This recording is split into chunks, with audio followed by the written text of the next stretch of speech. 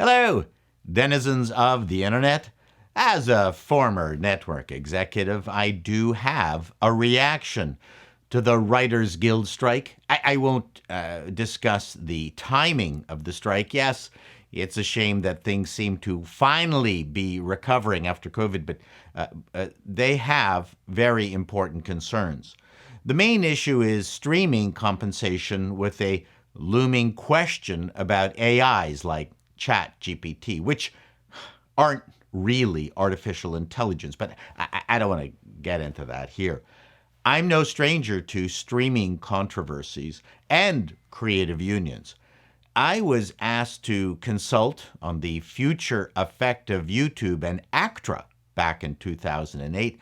ACTRA is the acting union here in Canada, of which I'm still a member. I was the only person on the advisory panel with YouTube, CD-ROM production, game development, acting, writing, and production experience. And of course, they didn't listen to a single thing I had to say. It had more to do with the independent producers agreement and how to deal with that emerging gold rush in webisodes,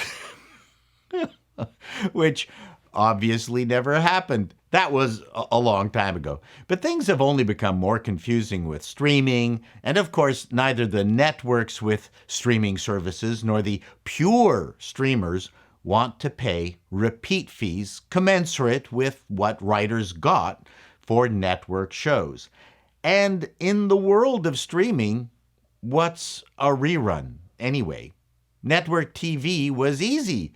20 to 24 shows a year. Writers got residuals for each show that got repeated. Your show got sold to Pakistan. You got money. Streamers want to pay writers as if they were musicians on Spotify, which pays diddly squat. We know the Spotify model has been disastrous for our musicians, but would be great for the studios. Worse, we have a couple of successful music streamers, but other than Netflix and HBO, the rest of the video streamers are losing bags of cash. Some kind of consolidation will be taking place in the near future. The model of a single monthly payment does not give a streamer more revenue if a subscriber starts streaming some old archived series deep in the bowels of a server. In fact, it would be worse if an old series got popular but didn't bring in new subscribers, because then the streamer would incur higher bandwidth costs for no benefit. Now you know why streaming is insane. There would be incentivization if some light advertising were added. If an old series suddenly got hot again, it would benefit the streamer because of increased ad revenue and those collecting residuals from it. Right now, the one-size monthly all-you-can-eat viewing buffet is going to be hard to negotiate around. Of course, there are many other issues being negotiated, but the one that most interests me, of course, is artificial intelligence, which perfectly describes network executives. First of all, if I were a studio head, it would be business insanity to negotiate away the option of using scripts generated by AI. I'm a creative. I write scripts. No, I'm not a trader. Why would I be saying this? I'm putting myself in the position of the studios. I don't see how the WGA will be able to win this, and I hate to say it, but it's partially the fault of the quality of programs that are being produced now. Now, I'm not blaming the writers or the producers or both, but The Hollywood Reporter has a story where it asked ChatGPT to write a 30 Rock script, and to all my fellow writers, I hate to tell you, it had the shape and sound of a 30 Rock script. What it was missing were lines specifically crafted to the character and jokes. Now you're saying, okay, now that's the whole thing. But I didn't find 30 Rock particularly funny, But based on the sample presented, I could easily see a ChatGPT-generated drama or action-adventure script, which doesn't need jokes, which would then be massaged by the head writer. Maybe there will be a whole new category, AI Wrangler. Scary times. Amazon Citadel is dreadful. Could ChatGPT have written something just as bad? Quite likely.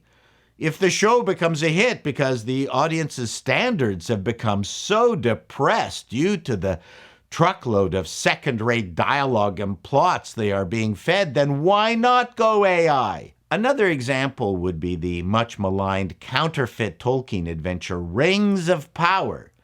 I asked ChatGPT to generate a scene where Bilbo and Gollum became friends. I know Rings of Power can't use them, but bear with me.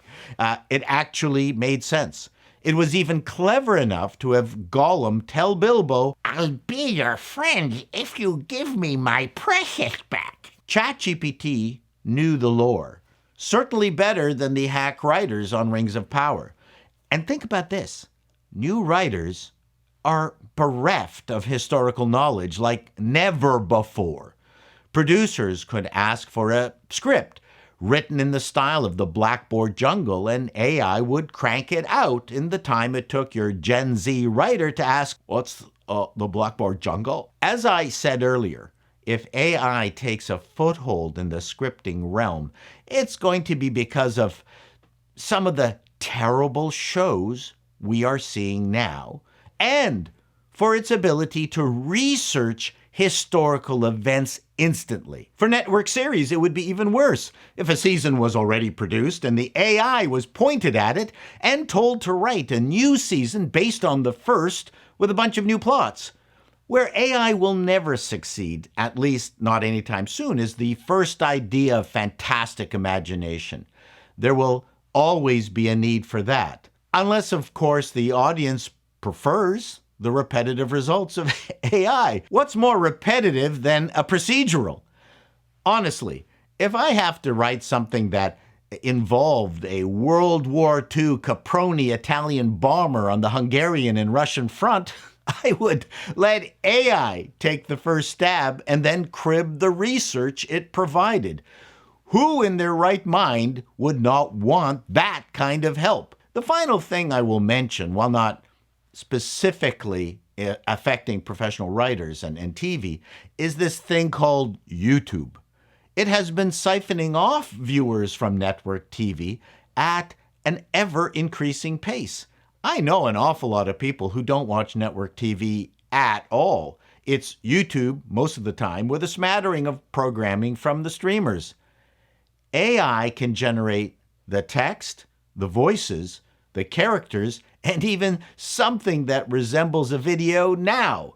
In this era of cat videos, it could become a category unto itself. Could someone train it to create something that resembles a Star Wars-like experience that skirts copyright?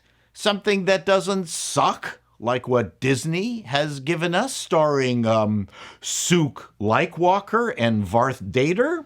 Goldman Sachs wrote that the present state of AI could put 300 million people out of work right now globally. If it would put the writers of She-Hulk out of work, I'd be up for that. Till next time, denizens, be seeing you.